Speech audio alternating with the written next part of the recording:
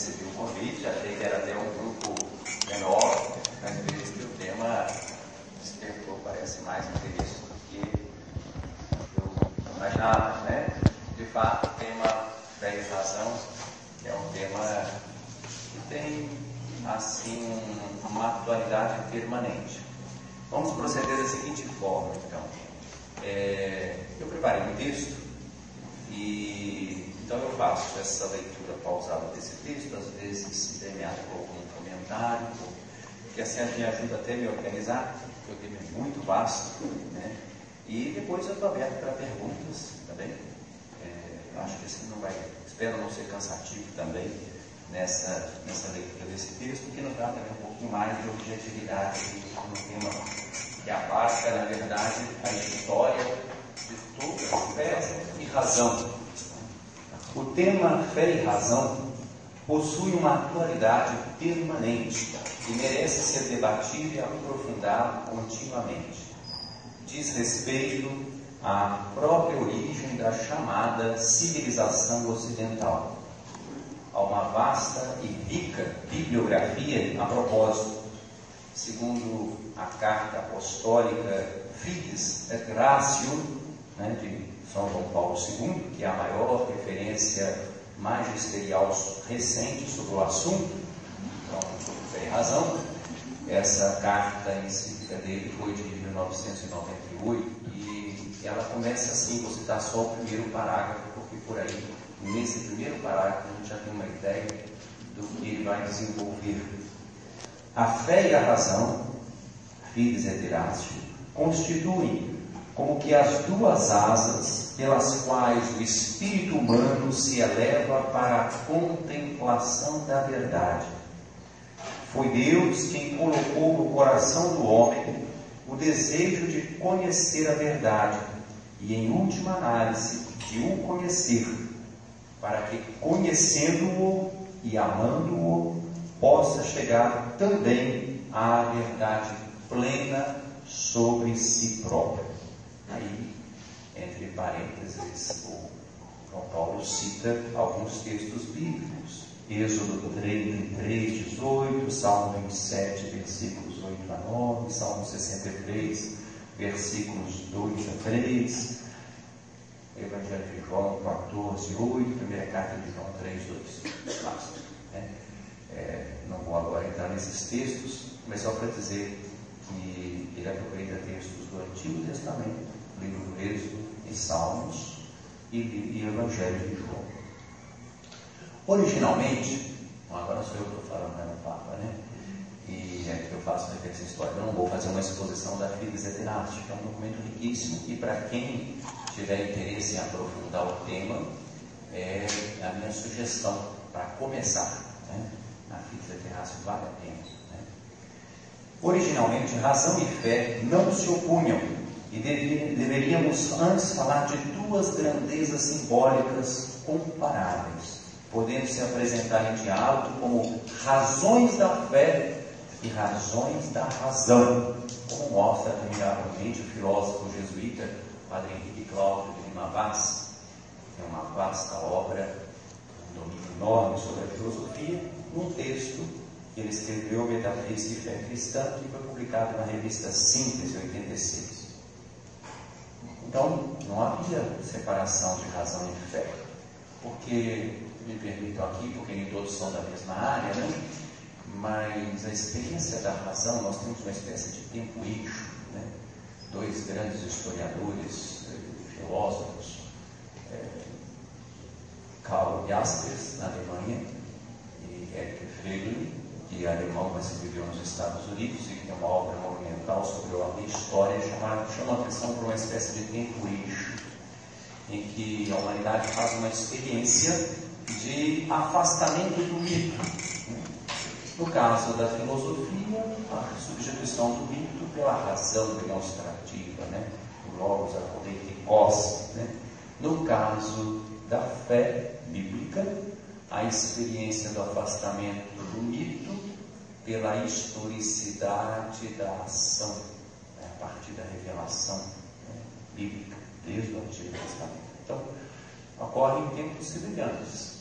Quer dizer, há um distanciamento nas culturas da experiência mítica, né?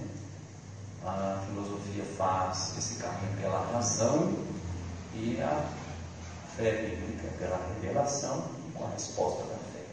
Isso já é um comentário, como eu falei para vocês, eu faço o texto para evitar que eu não me perca nos comentários, porque o assunto é, como eu falei, muito apetitoso, se vocês quiserem, muito vasto, muito rico.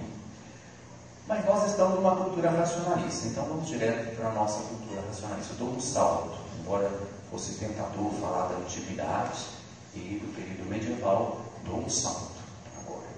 No horizonte de uma cultura racionalista, fé e razão se opõem, né? Então, originalmente não se oporiam e não se opuseram historicamente. Mas no horizonte de uma cultura racionalista, ela se opõe.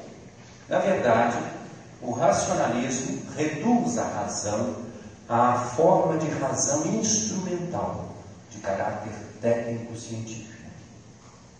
Permitam-me agora ir a um filósofo alemão, que não é o responsável, mas que já recolheu um pouco desse movimento e o sistematizou, que teve uma importância enorme na compreensão da autonomia da razão. Em seu famoso opúsculo, Resposta à pergunta que é o esclarecimento, Kant, então pulei para o século XVIII, né?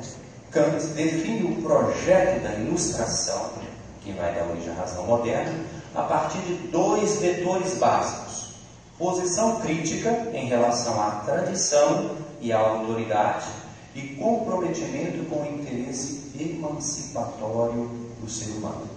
Sair do estado de minoridade é recusar as tutelas e afirmar-se como capaz de pensar e se conduzir autonomamente. Há uma relação indispensável entre esclarecimento e liberdade. Kant não advoga o individualismo ao defender a autonomia, mas insiste na liberdade de se fazer um uso público da razão em todas as questões. Aponta para a busca do consenso obtido pelo trabalho de uma razão crítica.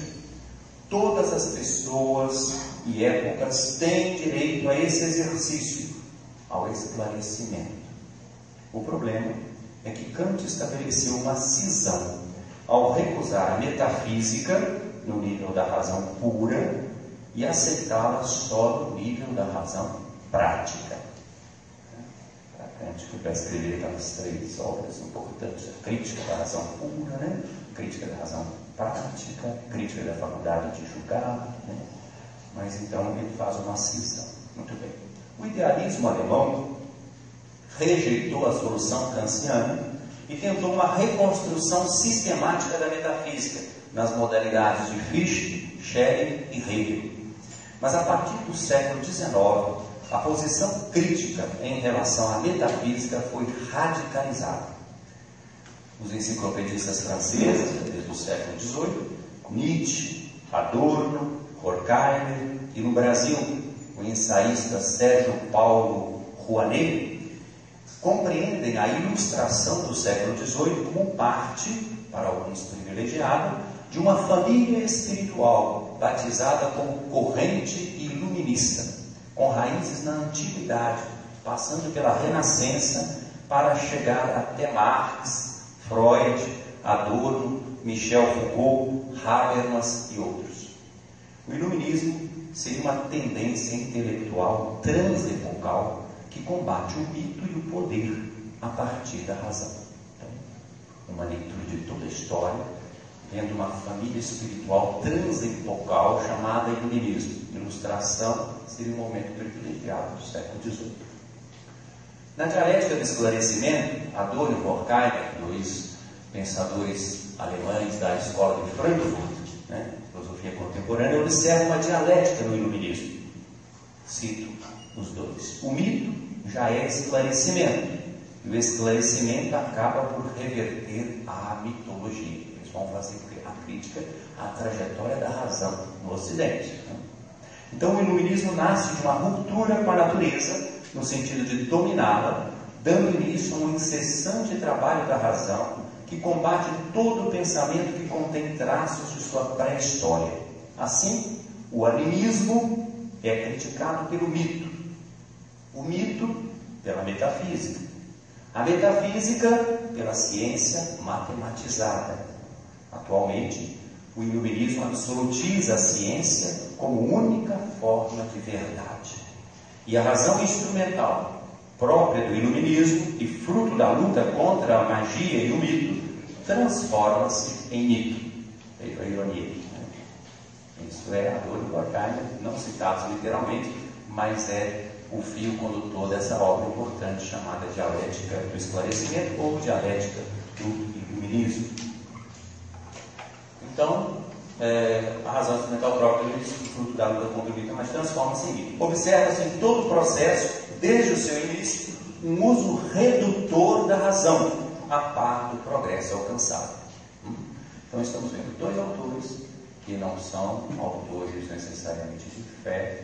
Adorno vai encontrar a salvação na estética e Horkheimer, em determinado momento, vai dizer que só, assim como Heidegger também vai dizer, um Deus pode nos salvar, né? Afinal de contas, eles enfrentam e vivem o período da Segunda Guerra Mundial e a experiência dos campos de concentração nazistas, né? Então, eles depois que viram o que o ser humano é capaz de fazer com a razão instrumental, Adorno pensou só na estética, né? E Horkheimer só na teologia, ainda que seja a sua maneira. Segundo Clodovis Boff, aí um brasileiro, irmão do Leonardo Boff, né? Clodovis Boff, em sua teoria do método teológico, a razão moderna só admite duas funções: demonstrativa, argumentos necessários, como na matemática, na lógica silogística, tudo isso que eu estou falando permeia a universidade, permeia os saberes que vocês estudam, né? Que tipo de estudo que a gente faz? Depois a gente pode conversar sobre isso, né? Então, a razão moderna só admite duas funções: demonstrativa, argumentos necessários, como na matemática e na lógica silogística, e científico, empírico, formal. Embora a razão moderna esteja em crise, como demonstram discussões epistemológicas, pesquisas neurológicas, o pensamento pós-moderno, ainda é hegemônica, sendo necessária uma ampliação da ideia de razão. Além da razão formal, lógica e empírico-formal, científica, existe a razão discursiva em geral, e que pode ser denominada razão crítica. Em sentido amplo, porque busca o sentido das coisas e revista tudo. Abarca desde a razão simples e direta do cotidiano, o bom senso. Nós não vamos negar que uma pessoa que não tem a experiência da universidade, pode ser até analfabeta, não seja provida de razão. O bom senso é razão. Então, uma pessoa simples, ela tem razão, né? Ela tem bom senso. Muito bem, então a razão, no sentido amplo, abarca desde a razão simples e que pode ser crítica, sim, e direta do cotidiano, bom senso, até a razão hermenêutica, né? Utilizada pelas ciências humanas e também para estas, aqui na observação, o racionalismo hegemônico produz uma certa hesitação epistemológica, até para as ciências humanas, né? Embora a razão hermenêutica pudesse trabalhar, alguns reduzem o alcance da razão. Muito bem. Só, eu estou evitando as notas de pé de página aqui, mas eu vou citar uma de David Hume aqui, porque essa é preciosa, né? Afirmava David Hume, né? Um pensador empirista. Vejam bem. Abre aspas. Se tomarmos nas mãos um volume qualquer de teologia ou de metafísica escolástica, por exemplo, perguntemos: neste livro contém algum raciocínio abstrato sobre quantidade ou número? Não. Contém algum raciocínio experimental sobre questões de fato ou de existência? Não. Para o fogo com ele, pois outra coisa não pode encerrar senão sofismas e ilusões. Visão de David Hume, no momento do empirismo, está na raiz das nossas concepções modernas. Isso dá a investigação do entendimento humano, né? É fácil de verificar na coleção dos pensadores. Muito bem. Então, alargando-se o conceito de razão, supera-se o racionalismo científico estreito, conhecido como cientificismo, né? Mas é preciso ir além e superar todas as formas, toda forma de racionalismo. É preciso considerar a razão intuitiva, nous, diziam os gregos, para os gregos nous, né? Intelectus para os latinos. Em linguagem atual se pode chamar essa razão intuitiva, essa razão, esse nous, de razão intuitiva, de pensamento, de mente, ou espírito, ou até mesmo de consciência. O nous é intuição, percepção, apreensão do ser, contemplação e saber imediato da verdade. Na medida em que a abertura ao mundo é coextensiva ao ser humano. O conhecimento que proporciona é atemático, isto é, supraconceitual e supraconsciente. É justamente através do nous que se pode chegar ao mistério do ser, a uma contemplação amorosa da realidade. O nous é, no dizer de Heidegger, o pensamento que deixa o ser, ser. Dasein, sei lassen, em alemão, citação de Heidegger. O ser, ser. Entram em cena as razões do coração, das quais fala Pascal, Blaise Pascal, pensador francês, nos Pensées, nos seus pensamentos, fragmentos, que no seu projeto original formaram uma grande apologia do cristianismo, mas ele ficou só com os pensamentos, que são uma preciosidade, talvez tenha sido melhor, são muito provocativos, muito estimulantes. O nous, ou intelectus, é o princípio e fundamento do pensar, é o pensamento pensante, é a fonte da ratio, pensamento pensado, discurso. O pensamento pensante é o nous. Pois bem, o pensamento cristão em geral, seja na perspectiva do platonismo cristão ou do aristotelismo cristão, com seus expoentes maiores, respectivamente Santo Agostinho e Santo Tomás de Aquino, seja na vertente mais contemporânea, sempre cultivou uma visão ampla e positiva da razão, uma razão amiga da fé e da vida. Talvez a problemática mais dramática de nossa época seja a questão do sentido, diante do vazio do niilismo metafísico e ético característico, do imanentismo antropocêntrico e expresso no relativismo difundido no mundo contemporâneo. Sem dúvida, nós podemos constatar dois problemas gravíssimos no mundo à nossa volta. Primeiro, a fome decorrente da miséria e das injustiças sociais, e o outro é a violência, muitas vezes carregada de um ódio disseminado e que explode em atos de terror. Nós estamos aqui falando e tem gente morrendo de fome hoje, e tem gente sendo bombardeada, e um ódio e terrorismo e fundamentalismos são duas coisas muito presentes, problemas gravíssimos do nosso tempo, diferentes, às vezes interligados. Mas o eixo da crise epocal passa pela questão do sentido. E a questão do sentido deve ser enfrentada com a razão e com a fé. A fé cristã contempla o Logos que se fez carne e habitou entre nós. João, capítulo 1, versículo 14. Podemos dizer que o cristianismo, agora eu estou fazendo uma outra leitura, já que o iluminismo foi lido por Valério e tantos outros, como uma família espiritual transepocal que combate o mito e o poder a partir da razão. Eu agora aplico ao cristianismo. Podemos dizer que o cristianismo é uma família espiritual transepocal, que combate o mito e o poder através da emergência de Deus transcendente na experiência cultural, por meio da kenosis, que é o esvaziamento do Filho unigênito, rompendo a atemporalidade do mito através da historicidade da ação. O mito, você sabe, é cíclico. Para o mito, a concepção de tempo do mito é atemporal, porque é cíclico. A concepção cristã de história não é cíclica, ela avança para frente. Então, o cristianismo combate o mito e o poder através da historicidade da ação. E essa historicidade da ação não é só da ação humana, mas tem a kenosis de Deus que se revela e entra na nossa história. Então, Deus se revelou em Jesus de Nazaré, na sua vida, paixão, morte e ressurreição.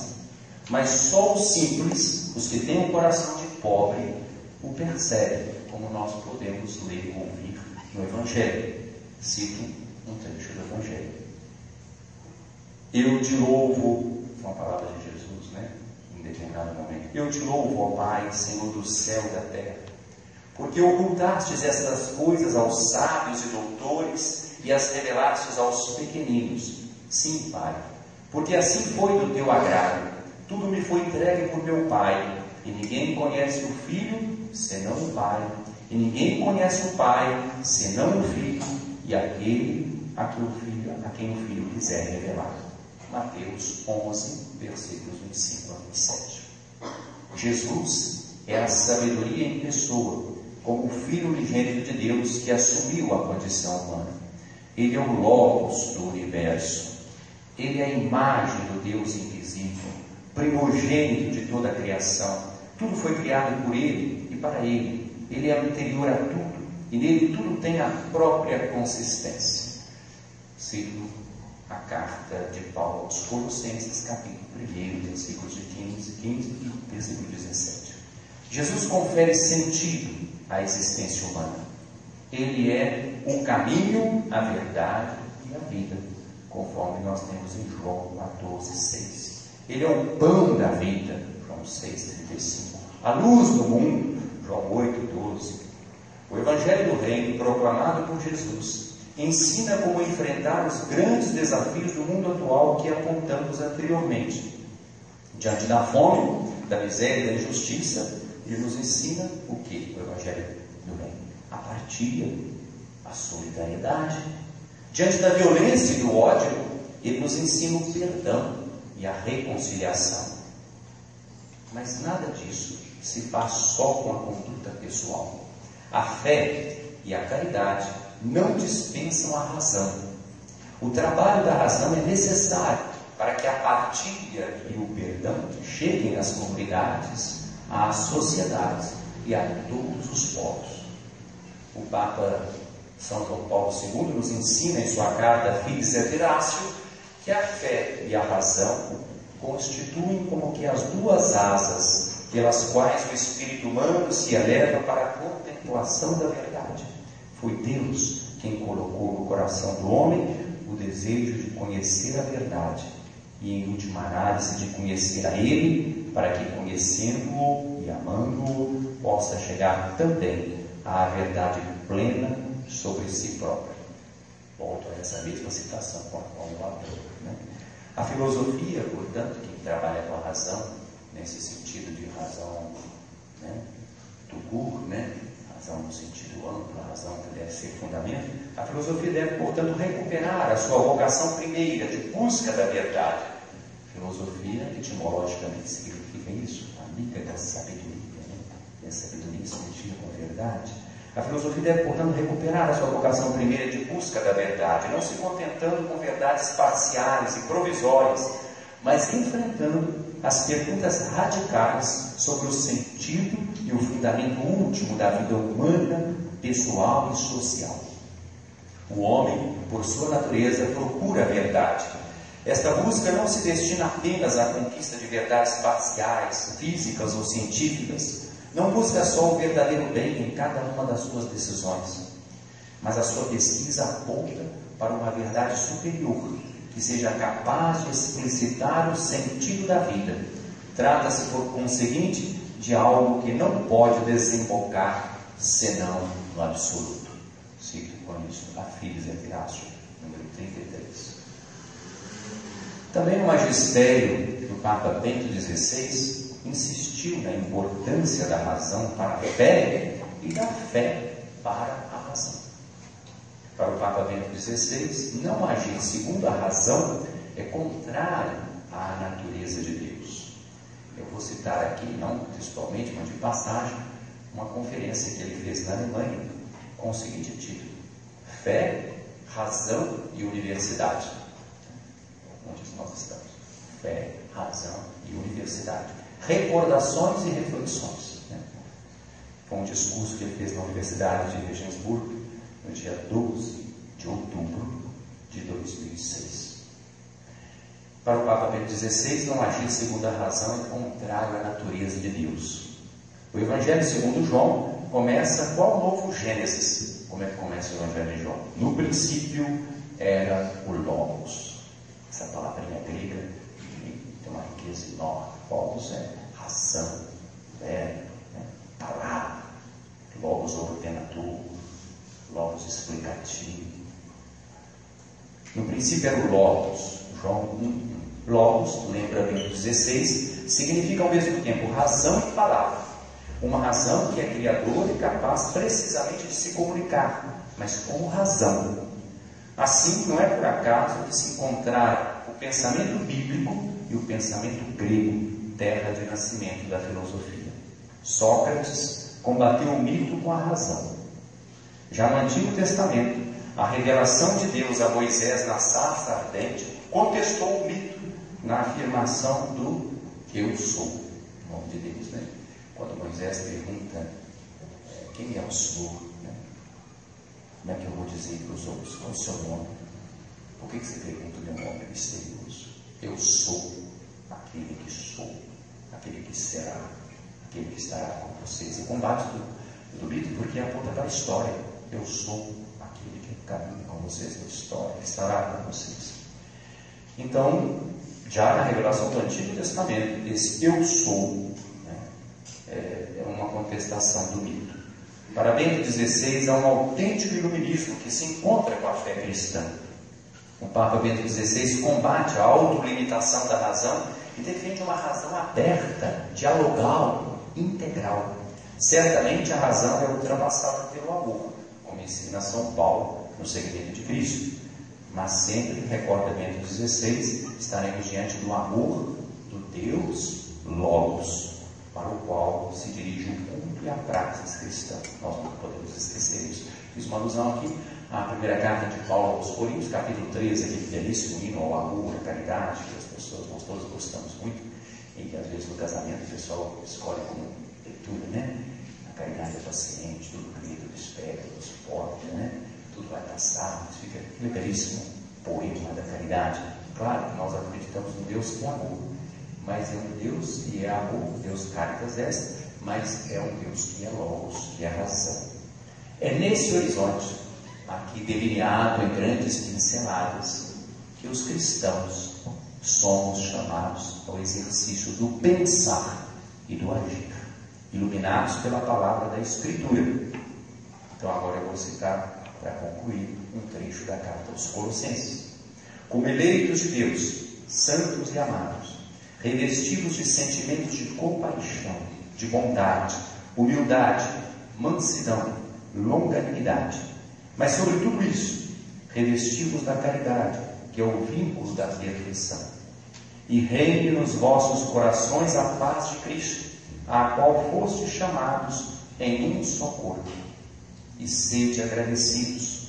A palavra de Cristo habite em vós ricamente, com toda a sabedoria ensinai, e admoestai-vos uns aos outros em ação de graças a Deus. Entoem em vossos corações salmos, hinos e cânticos espirituais. E tudo o que fizerdes de palavra ou de ação, fazei-o em nome do Senhor Jesus, por ele dando graças a Deus, o Pai. É uma homenagem aos aniversários aqui também citados, né? Já que é uma ação de graças, esse texto de Paulo aos Colossenses. Amor e verdade devem andar juntos. O Deus que é amor, ágape, é o Deus que é também Logos, verdade. E aqueles que amam querem sempre mais conhecer o amado, né? Então o amor nos envia também à pesquisa, à procura da verdade. A questão de fé e razão diz respeito à questão da verdade, diz respeito ao amor, diz respeito ao sentido da vida. É assim que eu coloco para vocês nessa noite, para início de conversa, essa relação de fé e razão que perpassa toda a história da cultura ocidental, toda a história da relação entre filosofia e teologia. de uma grande harmonia, integração, e outros momentos de tensão, por alguns dos motivos que eu aqui aludi. Muito obrigado pela paciência e todo o esforço para conversar.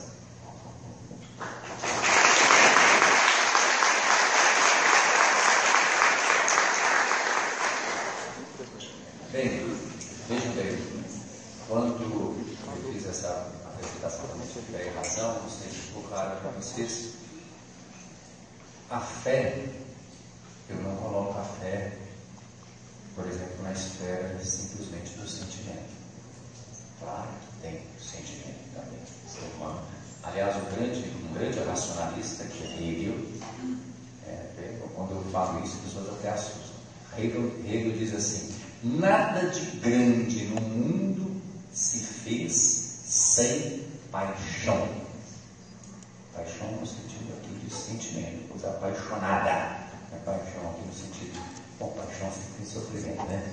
Mas não é só no sentido de sofrimento, paixão no sentido mesmo do sentimento. Não há dúvida de que o sentimento é importante, inclusive para a razão, né? Até há estudos que falam de o quê? De uma razão, como chama? Inteligência emocional, né? É muito importante o sentimento. E o que nos motiva, nós somos movidos, eu creio, pelo afeto. Nesse ponto eu sou bastante agostiniano. Santo Agostinho dizia assim: a gente só deixa um amor por um amor maior, né? Popularmente as pessoas até aplicam isso, né? A gente cura um amor por uma coisa, mas a gente deixa um amor por um amor maior. E não é só uma questão de reflexão dele, é uma questão da experiência, do itinerário dele, de alguém que buscou sempre a verdade. Mas é que ele percebe, bem antes de Freud, né? Que nós somos movidos pelos afetos. Nós somos movidos pelos afetos. E Agostinho vai chegar a dizer, dentro do contexto: ama e faz o que quiseres. Mas atentes bem, o resto da pessoa para o objeto do teu amor. Né? O que está te movendo? Né? Então o afeto é muito importante, sim. Agora, eu não sou pessimista em relação à razão. Eu acho que a trajetória da razão empobreceu a razão. Né? Nesse sentido, eu concordo. Por exemplo, essa hipertrofia da razão instrumental. Então, tudo virou técnica, tudo dominado pelas coisas pragmáticas. Você começa a identificar a verdade com a funcionalidade, porque o aspecto produtivo, eficaz da razão é um aspecto de dimensão. A razão nos ajuda à produtividade. Mas começar a identificar o produtivo, a poiesis do grego, aquilo que se é feito, aquilo que se produz, com a razão. E a razão não é só poiesis. A razão é também, deve nos levar a praxis, que é muito mais do que um fazer ou do que um pragmatismo. O que eu entendo por praxis, né, no sentido grego? É a ação da liberdade humana mediada pela consciência da pessoa. Então tem uma interioridade, né, mediada pela consciência da pessoa, que faça com que a pessoa não só produza coisas, mas a pessoa também se faça. Né? Nós vamos nos fazendo nas nossas opções, nas grandes opções, não nas coisas mecânicas. Acordei, lavei o rosto, escovei os dentes, são hábitos de higiene, espero que todos façamos, né? Isso evidentemente são hábitos mecânicos, não está em jogo aí a minha liberdade.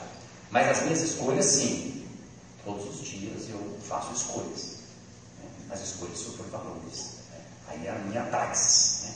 E eu me faço na minha praxis. Nesse sentido, nós todos somos em construção, né? E nós não somos em construção isoladamente, mas nós somos em construção em relação. Portanto, é muito importante na relação que o afeto e a razão. Se for só o afeto sem a razão, eu vou ficar anárquico, joguete dos meus impulsos. Eu estou afetado, né? E se se eu não tenho a razão que me dá um certo chão, eu vou ser impulsivo. Então eu acho importante a razão, mas não a razão reduzida ao instrumental.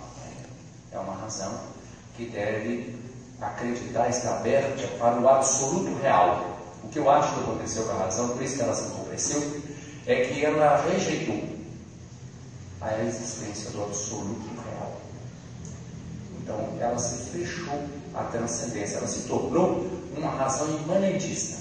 E quando é uma razão imanentista, quer dizer, só o ser humano, aquele que eu posso medir, quantificar, que eu posso pesar, aquele que é captado pelos meus sentidos, eu tenho instrumentos científicos, alternativos chamados cientificismo, não conta a ciência não. Mas se eu pensar que a ciência dá conta de tudo, né?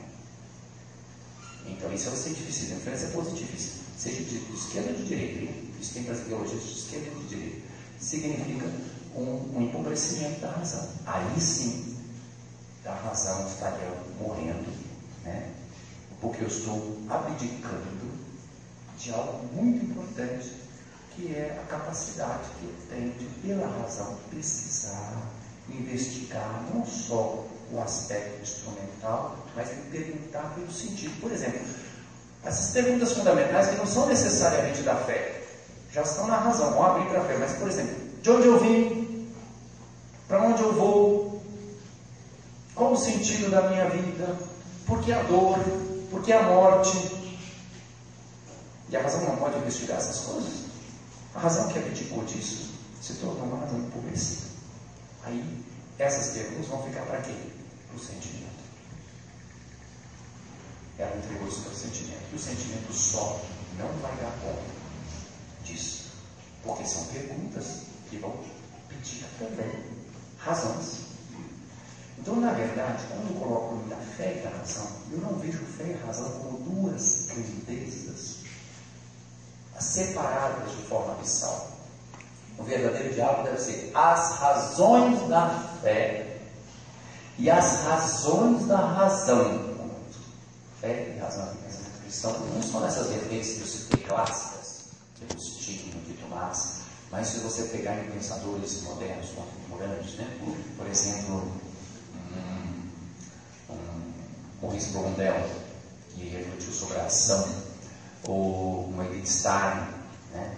Que foi discípula brilhante de Heidegger, mais brilhante que Heidegger, o Cepede, né?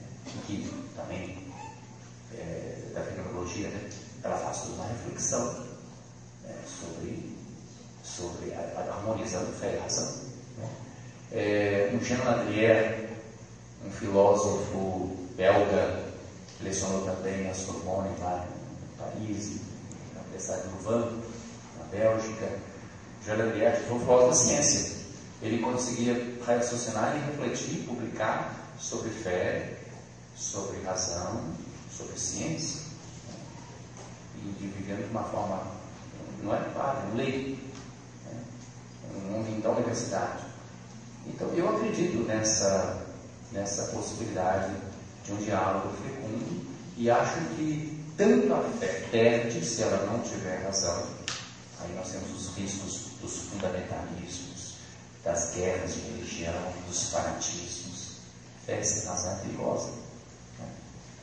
E razão sem fé, ela é manca, né? Ela não vai muito longe não. Não sei se exatamente o que quer dizer, então, de uma minha colocação, né? Depende de como você entende. Se você entender que a razão realmente abdicou de qualquer possibilidade de transcendência, ela está caminhando para o seu empobrecimento. E a fé não deve com isso, não. Alguém pensa, né? A razão está enfraquecida, agora a fé vai ganhar. Não vai, não. Deve entender também. Eu acho que nós precisamos de olha, ao lado da, vou usar a expressão aqui, da parresia da fé, parresia é coragem, né? Coragem profética, né? Ao lado da parresia da fé, nós precisamos da audácia da razão. Eu defendo uma razão audaciosa, que pesquise, que queira entender, que possa conhecer, entendeu? A razão não pode ser tímida, tem que ser uma razão audaciosa, mas aberta para a transcendência.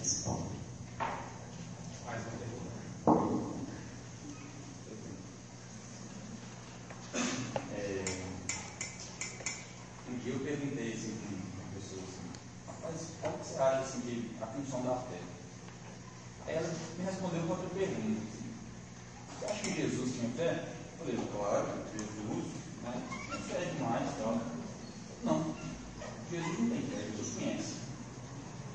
Então ele colocou assim, como fenômeno de fé, como acreditar, diferente do fenômeno de conhecer. Então, a fé nesse sentido ficaria assim, como um crédito que eu dou para posterior entendimento. Então, eu tenho fé neste momento, para mais tarde eu entender. Por isso que Jesus não tem fé. Por isso que Jesus não tem fé, ele conhece. Ele não tem necessidade da fé para acreditar. O cara não tem necessidade da fé para conhecer. E eu coloquei assim que, eu penso assim também que a fé, ela, mais tarde, ela vai acabar orientando o querer. Onde a gente põe fé em um determinado assunto, um determinado sentimento, mais tarde a gente vai acabar querendo conhecer aquilo. Então o Senhor falou assim que quando a gente ama, a gente busca entender e conhecer o que se ama. Né? E aí eu queria assim, a visão do Senhor sobre a respeito disso mesmo. A fé, não fazendo uma análise fria, assim, como uma ferramenta que busca o entendimento, mas como realmente esse crédito assim, de entender. Que a fé vai buscar o entendimento, a razão. Eu acho que nós temos que considerar as duas coisas. Eu creio para entender. A fé me leva à inteligência da fé. Mas eu dou um crédito. Mas existe também o que nós chamamos de creando la fide, né? Antes de começar a fé. Eu também procuro entender para crer. Né? As duas coisas se jogam. Muitas pessoas chegaram à fé por um caminho árduo. Eu respeito muito, inclusive, as pessoas que têm dificuldade de acreditar. Então, vejam bem, você também investiga, procura a verdade e chega à fé. E chega à fé e depois você acredita para entender mais. É uma certa dialética. Né? Então as duas coisas elas são necessárias. Por isso que nós não podemos nos contentar só, claro, alguém pode não ter um gosto, digamos assim, pelo pensamento mais especulativo. Tudo bem, isso não quer dizer que todo mundo tem que ter. Mas uma pessoa, por exemplo, eu acredito, mas você tem que aprofundar sua fé. Vai conhecer mais a Escritura, vai conhecer mais as... Já dizia São Pedro, né? São Pedro, que não é assim, um acadêmico, né? Primeira carta de São Pedro, capítulo 3, versículos 14 e 15. Estejam prontos para dar as razões da vossa fé àqueles que lhes pedirem. Com as razões da esperança. Então, a pessoa que crê tem que também saber falar da sua fé. E aí ele vai precisar da razão. Mesmo que não seja para fazer um discurso, né? Não todo mundo precisa fazer filosofia e teologia. Mas você tem que saber fazer um discurso. O meu pai, que era um homem simples, era de outra área, mas ele falava assim, do jeito dele. Eu não entendo como tem gente que não acredita em Deus. É só olhar para o mundo aí. Essa ligação, cara. Tem que olhar para a natureza. Aliás, propaganda aqui, aproveitar um comercial, né? Para quem não viu ainda, vale a pena ler. Eu não citei aqui, porque não era diretamente o nosso tema, mas tem a ver. A Laudato Si, do Papa Francisco, né? É um estudo, né? É encíclica, que não é simplesmente uma encíclica verde, não. Propõe um novo estilo de vida, né? Ela é profética, né? Ela propõe um novo estilo de vida e diante, com os pés no chão, a partir do diálogo com cientistas, com filósofos. Então ela realiza o diálogo com a razão. Mas então, ele falava de olhar para a natureza. E falava só com essa natureza, quando pegar, ela fala de Deus, leitura dele. Não foi a parte de filosofia e teologia, né? A partir de um certo bom senso. Né? Então tem pessoas que têm uma capacidade de entendimento. Quando eu falo de entender, de crer, de entender, são coisas até sutis que uma pessoa muito simples pode conseguir. Tinha uma senhora, num distrito interior de Mariana, assim, uns 50 quilômetros da sede, Uma vez, vou citar aqui, porque eu gosto de citar isso, mas aí mais no ambiente de página de sinais, né? Porque a gente é bom fazer uma crítica às médias. Aí ela dizia assim, falou por isso que de crítica. Olha aqui, estava lá naquele alto, né? Um lugar lá, sem saída, né? Depois do lugar não tem mais nada. Aí ela me deu e falou assim, aqui eu rezo pelo mundo inteiro. Tinha lá a capela, ela central da missão de Facessa, ela reza pelo mundo inteiro, não, ela reza pelo mundo inteiro. Eu rezo especialmente para os padres, porque coitados, tem tanta coisa para fazer que às vezes até não tem tempo de rezar. Ela não percebeu o alcance da crítica nossa. Mas aí eu me deliciei com isso, né? Que bom, mas reza Deus, né? Mas vejam bem, essa senhora, analfabeta, olha aqui, a fé que não entende, ela conseguia ser articulada. Quando ela fala rezo do mundo inteiro, eu fiquei pensando, o que ela conhece do mundo inteiro? Provavelmente até Mariana ela já foi. Né? Eu disse que até a sede do município, acho que ela já foi. Mas além de Mariana, eu acredito que ela não conheça muito mais, não. Né? Mas rezava pelo mundo inteiro. Casa simples, não vou dizer que ela tivesse vendo televisão, internet, não sei, não tinha visto, né? Mas, quer dizer, a fé, ela conseguia fazer a ligação das coisas. A fé, aliás, a palavra religião, né? Religare, né? A fé vai fazer uma harmonização, uma integração das coisas, das pessoas, do mundo, dos outros. Isso você faz usando também a razão. Então a fé sozinha não dá conta de fazer isso. A fé precisa da razão. E a razão precisa da fé. Porque a razão sem a fé, ela vai se tornar soberba, autossuficiente, até que ela vai chegar no niilismo. Eu não posso saber nada. Então eu não posso saber nada.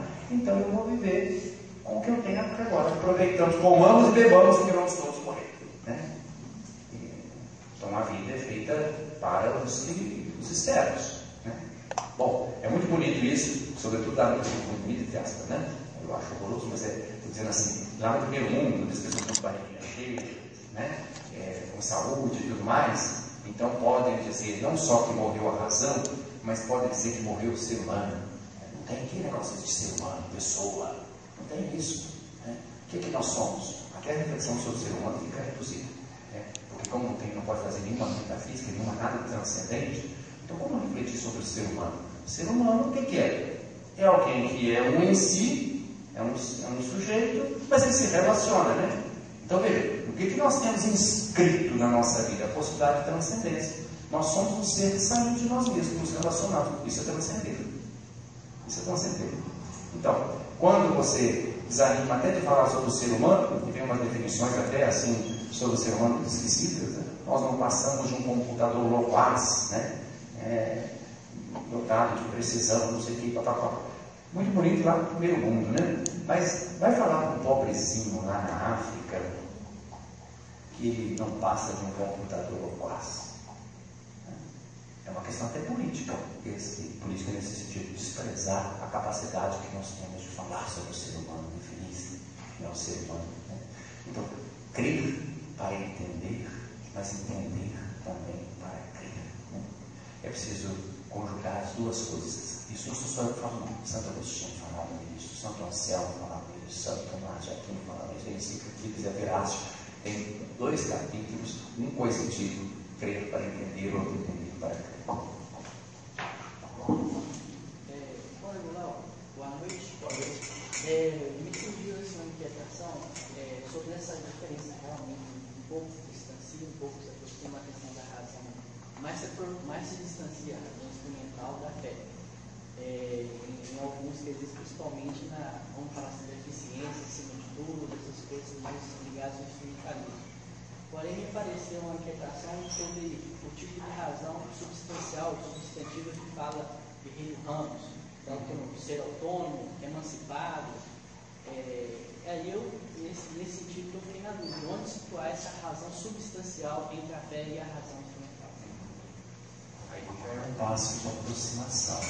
Não só Alberto Guerreiro Ramos, né, sociólogo, com a sua teoria sociológica que vai nessa direção, mas Habermas, né, também que inspira da Alemanha, que faz um pouco filosofia e de ciência social. No caso de Habermas, nós falamos da razão comunicativa, né? Ambos também têm uma certa dívida com o Max Weber, né? Também que faz uma reflexão sobre razão substantiva. A razão substantiva vai nos fazer pensar não só na operacionalidade, né? Mas vai nos fazer pensar nos seres e nas relações e, portanto, no sentido.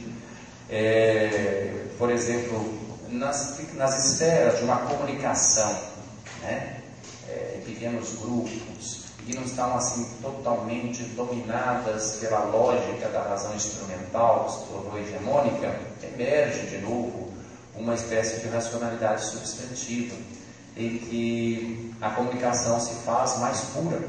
Por exemplo, uma experiência que nós temos nos pequenos grupos de reflexão, ou comunidades eclesiais de base, ou nos círculos bíblicos, ou nos grupos que se reúnem, que têm uma certa afinidade, e que as pessoas refletem sobre a vida e também sobre a fé, né? E dialogam e procuram iluminação para a vida a partir da palavra de Deus, a partir da fé. Emerge um tipo de razão que é substantiva, que é comunicativa, que ajuda na interação, na busca do consenso, né? Que fala, por exemplo, Habermas. Claro que ele não estava pensando diretamente nas séries, né? Mas a gente não pode pensar por aí, né? E quando essas interações são respeitosas, a experiência, por exemplo, das enculturações, a experiência, por exemplo, um beato Charles de Foucault, que viveu ali no meio do deserto, perdido amigo dos tuaregs, né? E procurando conviver, conhecer aquela cultura e tudo mais. Que tipo de razão? Eu ouvia muito, ele falava, o que ele passava para as pessoas? Ele simplesmente passava o seu testemunho, de que ele era uma pessoa realmente boa. E ficava cantando, olha, se ele é bom assim, imagina aquele a quem ele serve, no qual ele acredita. Né? Então apontou para algo substantivo, né? Algo que comunica uma verdade. A razão substantiva, ela recupera a possibilidade de nós chegarmos à verdade. Pode ter várias concepções, verdade por consenso, por acordo, mas recupera um pouco a questão do sentido, que uma razão só instrumental perde. Veja bem, eu não sou contra a técnica, não. Né? O que nós não podemos é transformar a técnica e a ciência em Deus. Né? Elas têm que estar a serviço, por exemplo, de uma ética, de valores. Mas quando você vai pensar em ética de valores, uma ética de valores, mesmo uma ética universal, supõe cosmovisão do ser humano. Educação, por exemplo. Vocês estão todos aqui vendo educação. Qualquer projeto pedagógico, mesmo quando a pessoa não explicita, supõe uma visão do ser humano. Qualquer processo pedagógico supõe uma visão do ser humano. É claro que aqui nos cursos nossos aqui tem uma visão do ser humano. Pode ser explícita, pode ser implícita, mas tem. E é isso que dá muitas vezes. Veja o que nós vemos na propaganda, né? Nesse mundo dominado pelo mercado, que quer fazer todos nós consumistas. Tem uma visão do ser humano. Qual é a visão do ser humano? Nós somos consumidores. Nós somos egoístas. Nós buscamos aquilo que nos interessa. Nós somos imediatistas. Tem uma visão do ser humano. E, portanto, tenta vender. Propaganda é muito esperta nesse sentido. Ela trabalha com o quê? Com nossas carências, reais ou criadas, incentivadas. Então, a razão substantiva é um fio de esperança, porque ela faz fugir um pouco dessa questão meramente instrumental.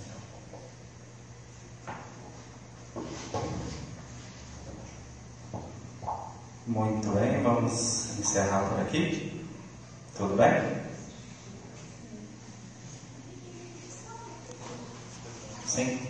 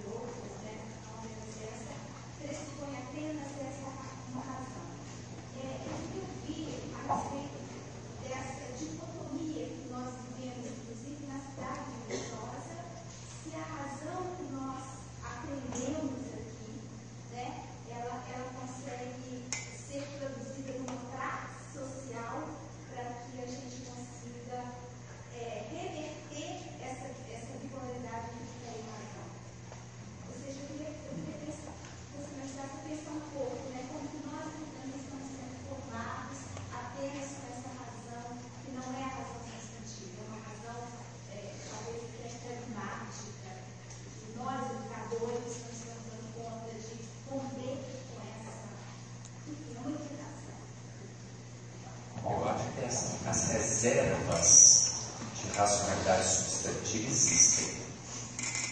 existem no meio de todos nós, né? Porque o ser humano é um ser inquieto, né? É um ser que ele é aberto, como eu falei, para a sentença. Então, ele está sendo convidado a ultrapassar uma visão meramente pragmatista, né? Às vezes a gente não deixa isso emergir, né? Quando a pessoa entra só no mundo da concorrência, só da busca de título. Vejam qual é a lógica, por exemplo, do MEC hoje. Aqui deve ter alguns professores. Mas como é que vale o professor? O professor hoje tem todos os esquemas de avaliação. É tudo por título, por pontuação. Então, desculpe aqui a expressão, não deu um espirro, vamos dar um pontinho lá, né? Porque vai subir mais um pontinho, né? Então, se eu estivesse preocupado com isso aqui, eu precisava depressa de um registro, que eu tive lá fazendo uma palestra, que eu pus no meu currículo, porque isso vai me dar mais um pontinho, né? Se eu publiquei uma linha, né? Isso é, se eu fiz uma pesquisa sobre o salto da pulga, na verdade, isso vai me dar mais um pontinho. Desculpe a ironia, mas eu já trabalhei na universidade também, né? Então, hoje o MEC valoriza isso. O Rubem Alves, que faleceu no passado do tempo, tem um livro delicioso, ele diz assim: conversas com quem gosta de ensinar. E aí ele faz uma comparação entre o educador, né, e esse professor que virou um pouco mais assim, esse tecnocrata, né? Ele faz uma comparação assim com árvores, né? Então ele fala assim: esse professor que só direito com todos os títulos, né? O eucalipto, né? Mestrado, doutorado, pós-doutorado, pós-pós, que está assim, faz qualquer coisa, está tudo bem. Então ele é esse eucalipto. E tem aquele outro professor que é o jequitibá, vai devagarinho, mas ele é frondoso, é uma preciosidade. Esses aí não podiam nem aposentar, né? São esses que adquiriram realmente uma sabedoria, não estão tão preocupados com toda essa aparência, né? Mas estão preocupados realmente com a razão substantiva. Então, tem uma visão de... Esses são preciosos. E existem. Né? Existem. Graças a Deus que existem. E dentro de cada um de nós temos dois apelos. O tipo de sociedade que vai premiar. Olha, vai lá nas 4 pilastras, aqui dentro, vocês vão olhar até as frases que tem lá. Elas podem ser lidas também numa perspectiva da razão instrumental, né? Depende de como você lê. Você pode pensar só em termos de produtividade. Vencer, né? Como é que era? Estudar, agir, vencer, saber. Pois é, tudo bem. O agir e o saber são coisas boas de estudar também, né? Agora depende de como a gente entende e como a gente associa com o vencer. Porque se você entender no aspecto competitivo, como é que você olha o seu colega?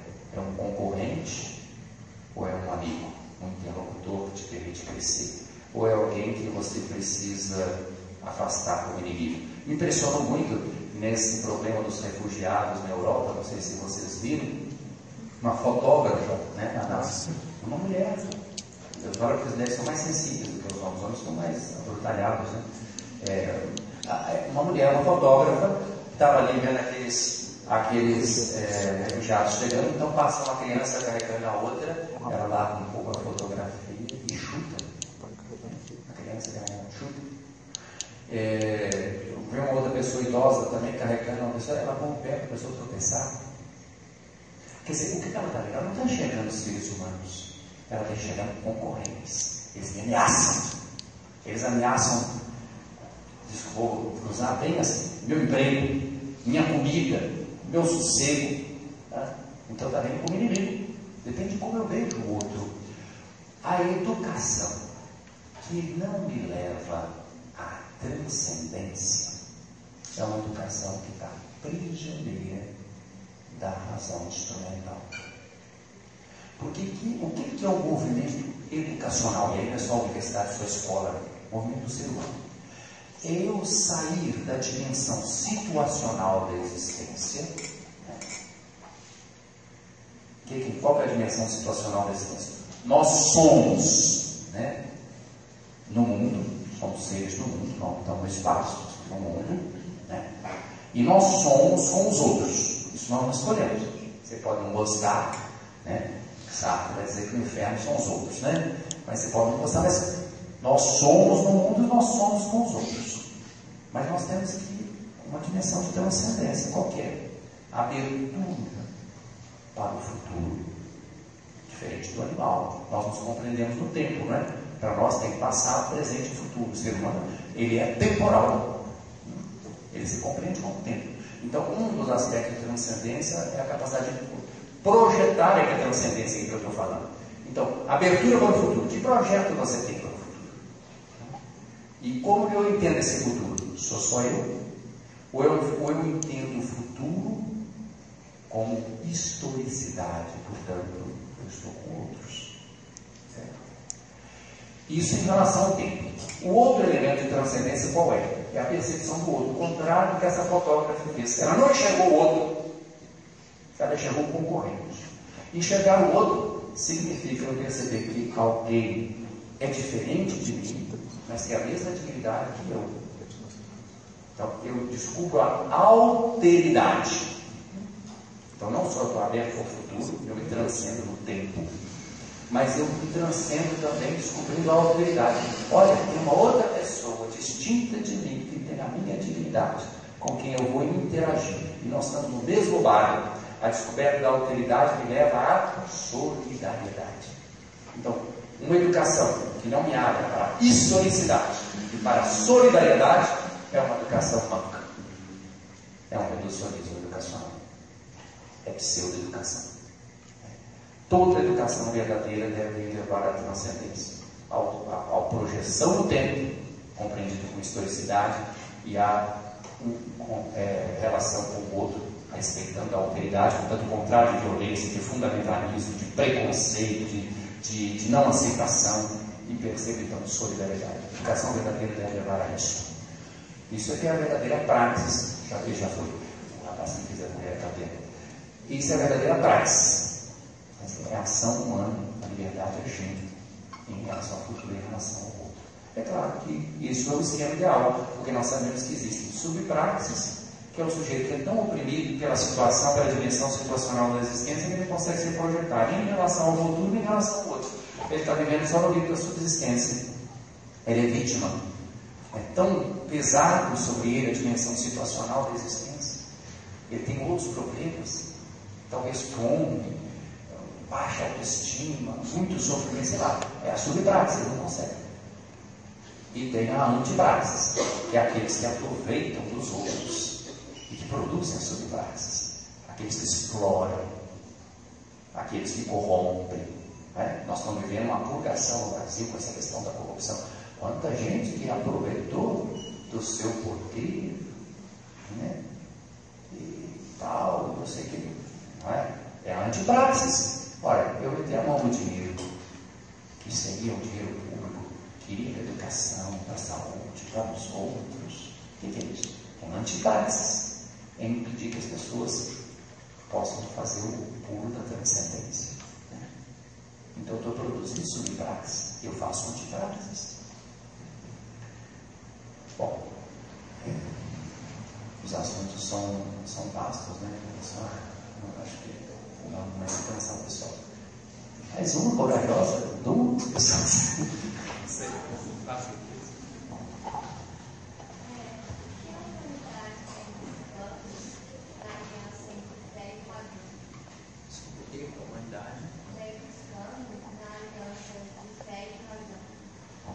Eu acho que a humanidade que deve buscar na aliança de fé e razão é a harmonia, é a sabedoria, é a realização. Uma vez perguntado para o Dalai Lama o que ele mais admirava no mundo, ele fala o ser humano. Por quê? Porque ele dizia assim: as pessoas elas perdem a saúde para ganhar dinheiro. Depois elas perdem dinheiro para recuperar a saúde. Tem que tratar, tem que ir para o médico, tem remédio, tem terapia, porque passou. Primeiro perdeu o dinheiro para perdeu a saúde para ganhar dinheiro. Depois perde dinheiro para ganhar a saúde. Vive como se nunca fosse morrer. E morre como se nunca tivesse vivido. Uma vida sem sentido que não deixou marca nenhuma. a busca da harmonia entre fé e razão é uma vida que tem sentido, é uma vida que faz o bem. Né? Porque o que vai ficar dessa vida? A única coisa que fica dessa vida, para quem conjuga fé e razão, é o bem que a gente tiver feito, é o amor que a gente tiver vivido. O resto passa. Aliás, o hino de São Paulo que eu citei, carta aos Coríntios, primeira carta, capítulo 13. Até a fé e a esperança um dia vão passar, porque quando nós tivermos diante do absoluto real, né, sem véus, nós não precisaremos mais de fé nem de esperança. Mas a única coisa que permanecerá é o amor, porque Deus é amor, e quem permanece no amor, permanece em Deus e Deus nele. É essa harmonia que fé e razão. Muito bem, a gente vai agradecer a presença de todos aqui, agradece a presença dos professores, estudantes de graduação, estudantes de pós-graduação, funcionários.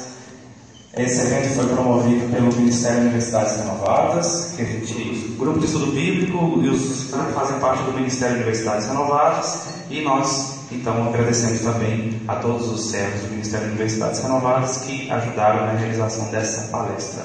E imensamente agradecemos a presença do senhor, Rony Goulart. Muito obrigado pela atenção, pela gentileza. Deus abençoe.